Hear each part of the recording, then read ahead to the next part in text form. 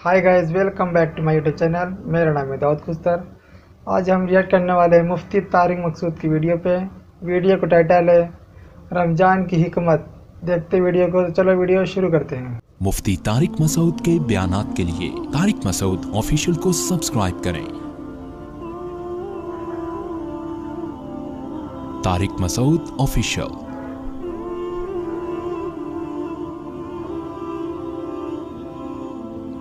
तो भाई अल्लाह ताला ने दीन को, जल्दी से बात समेट के ख़त्म करता हूँ, दीन को इतना मुश्किल बना दिया। 5 टाइम नमाज है, साल ज़िंदगी में 1 दफ़ा हज है, ज़कात भी है, फिर रमज़ान के।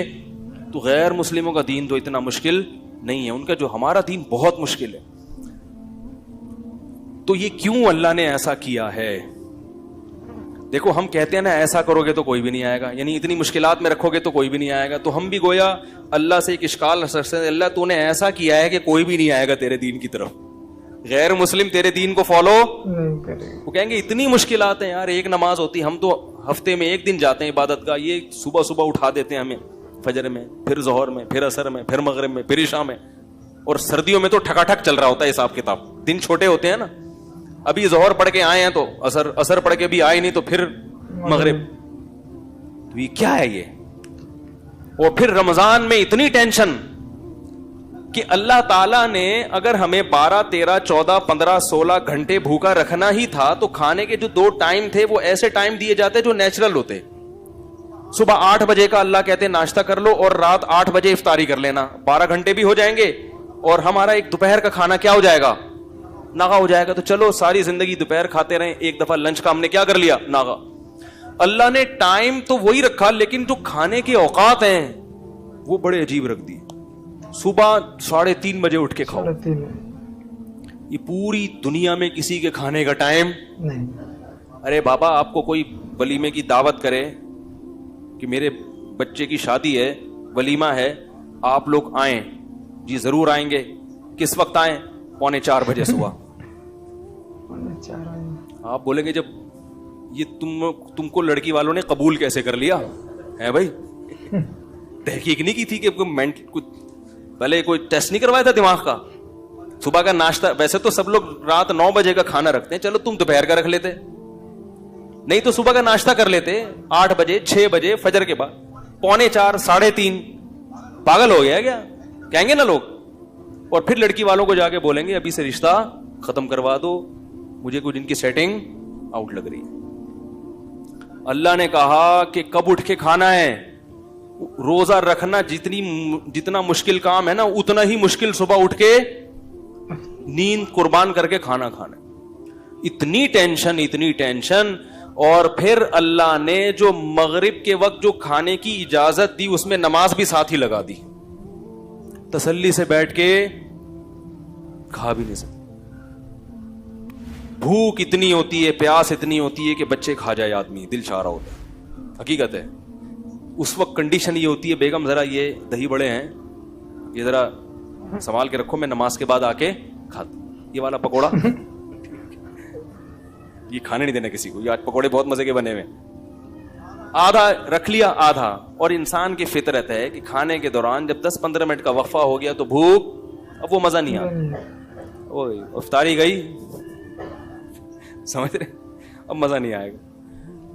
फिर होना ये चाहिए, रमजान में ईशा की छुट्टी होनी चाहिए। अगर हमसे कोई मशवरा लेके शरीयत बनाता, माज़ अल्लाह, एक मिसाल दे रहा हूं, हम कहते हैं अल्लाह रमजान में तूने इतनी थकावट, इतना मसला हो गया, सारा दिन के भूखे प्यासे, फिर इफ्तारी भी तूने ढंग से नहीं करने दी है भाई। अल्लाह सारी जिंदगी 5 नमाजें पढ़ी हैं, आज 4 कर दे, ईशा की क्या कर दे?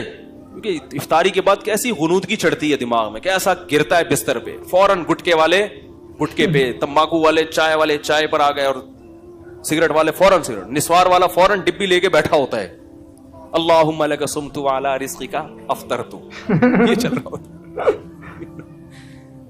उसका दिमाग सही काम नहीं कर रहा होता।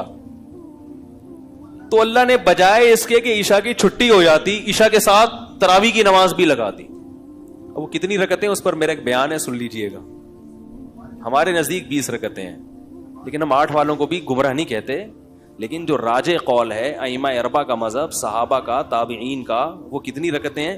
اس پر میرا بیان ہوا ہوا ہے 7-8 سال پہلے میں نے دلائل سے بیان کیا تھا, پوری ایک ایک دلیل اس میں بہت تفصیل سے, 1.5 گھنٹے کا بیان ہے, جس کو اشکال ہو وہ سن لیجئے گا.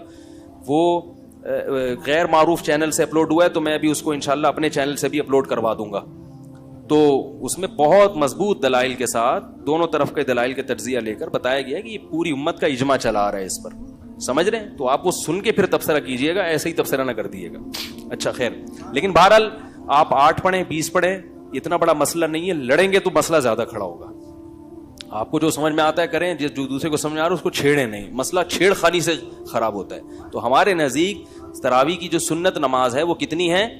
20 رکعتیں. یہی چاروں ائمہ کا مذہب, یہی صحابہ کا, خلفائے راشدین کا, اور یہی امت میں صدیوں سے اس پر اجماع رہا ہے. علامہ ابن عابدین نے اپنے دور میں آج سے 150-200 سال پہلے لکھا کہ پوری امت میں کہیں ایک جگہ بھی ایسی نہیں جہاں 20 رکعت سے کم ہو رہی ہو تراویح. تو اجماع امت خود ایک دلیل ہوتی ہے. خیر, تو ہونا یہ چاہیے کہ چھٹی ہو جائے, لیکن اللہ نے وہاں بھی کیا کر دیا, کھڑے ہوئے. پھر وہ رکعتیں عام نمازوں سے بھی لمبی ہوتی ہیں, عام نمازوں سے بھی لمبی. کتنی لمبی نماز, کتنی لمبی. پھر بس صبح اٹھنا بھی ہے سحری میں. تو یہ سب ٹینشن اللہ پتہ ہے کیوں دے رہے ہیں, بس بات ختم کرتا ہوں, اپنی محبت کی چنگاری پیدا کرنے کے لیے. جس کے لیے قربانی دی جاتی ہے اس کی محبت آہستہ آہستہ دل میں پیدا ہوتی ہے. محبت دودھ جلیبیاں کھانے سے پیدا نہیں ہوتی, محبت محبوب کے لیے قربانی دینے سے پیدا ہوتی ہے. جب تک محبت نہیں ہوگی محبوب کی اطاعت, بولو بھائی, نہیں ہوگی. اسی وجہ سے رمضان سے پہلے جو ہماری کنڈیشن ہوتی ہے, آخری عشرے میں دلوں کی حالت الحمدللہ کیسا ہی سخت دل ہو, کچھ نہ کچھ دل اس کا تبدیل ہو چکا ہوتا ہے. افسوس اس پر ہے کہ پھر اس دل کی تبدیلی کو بچا کے نہیں رکھتے, عید کے دن وہ سب ریورس کر دیتے ہیں ہم. اللہ نے تو اس گاڑی کو ٹریک پہ چلا دیا رمضان میں, اب چل رہی ہے تو چلاتے چلے جاؤ. ہم عید میں دوبارہ کچے میں اتار لیتے ہیں اس کو, ٹھیک ہے نا, دوبارہ نہ اتارو. تو ٹریک پہ چلنا مشکل تھا, اللہ انگلی پکڑ کے رمضان میں ہمیں ٹریک پہ چلا دیتے ہیں. تو اس لیے میرے بھائی اگلے ہفتے پھر انشاءاللہ اسی موضوع پر بیان ہوگا. خوشی اور رغبت کے ساتھ رمضان کے روزے رکھا کرو, یہ اللہ کی بہت بڑی نعمت ہے. مسلمانوں کے گھروں کی رونق ہے. کتنا اچھا لگتا ہے گھر کی خواتین صبح صبح اٹھ کے امی اور باجیاں پراٹھے بنا رہی ہیں, سب مل بیٹھ کے کھا رہے ہیں. ویسے تو ہر آدمی اپنا اخپل طریقے سے کھا رہے ہیں آج کل. بچہ اسکول سے آیا وہ اپنی پلیٹ لے کے صوفے کے نیچے گھس گیا, ایسا ہی ہوتا ہے نا. صاحب دفتر سے آیا وہ اپنا ادھر کمرے میں اپنے کمپیوٹر کا دروازہ بند کیا, ان کمرہ لاک کیا, وہاں بیٹھ کے پتہ نہیں کیا کر رہے ہیں, انٹی سے باتیں کر رہے ہیں, کیا کر رہے ہیں, کھا بھی رہے ہیں. سب اخپل طریقے سے چل رہا ہے. کم از کم رمضان میں آپس میں کیا ہو جاتا ہے, بولو بھائی, جڑ جاتے ہیں سحری میں, افطاری میں, اور پھر گھر کی خواتین کی قدر بھی ہوتی ہے. کیا خیال ہے؟ ٹھیک ہے نا.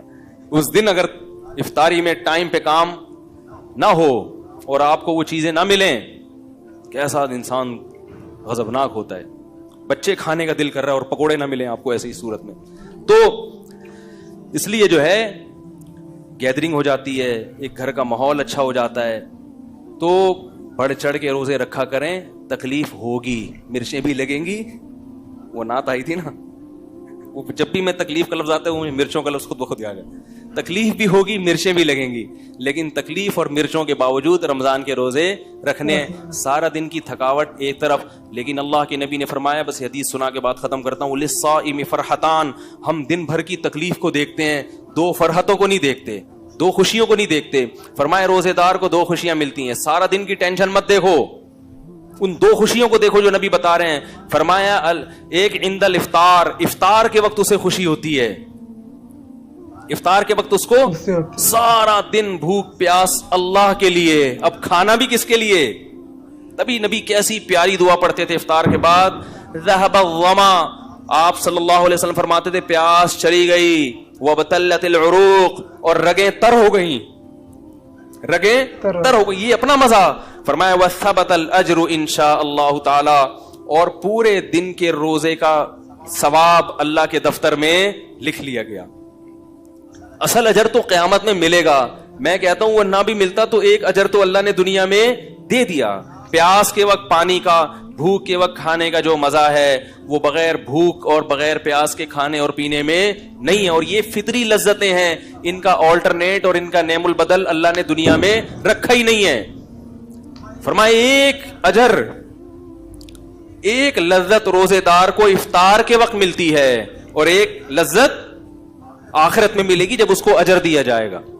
تو آپ صلی اللہ علیہ وسلم نے رمضان کے قیام کو یعنی تراویح اور تہجد کی بھی فضیلت بیان کی, اور آپ صلی اللہ علیہ وسلم نے رمضان میں دن کے روزے کی فضیلت بھی بیان کی. ایک روزہ بھی اگر چھوڑ دیا بغیر عذر کے, پورے سال روزے رکھو گے رمضان کے روزے کے برابر نہیں ہو سکتے. اس لیے گھروں میں خواتین کو بھی سمجھائیں, اپنے جو بچے جو 10 سال یا 11-12 سال کی عمر سے زیادہ ہو چکے ہیں, چھوٹے بچوں کو نہیں رکھوانے چاہیے, تو تھوڑا سا میچور ہو چکے ہیں, ان کو بھی عادت بنائیں روزوں کی, اور خود بھی ہمت کریں. یہ بہار ہے جو اللہ نے مسلمانوں کو دی ہے, اس سے ہم اللہ کے انشاءاللہ قریب ہو جائیں گے. اللہ تعالیٰ سمجھنے کی, عمل کرنے کی توفیق عطا فرمائے.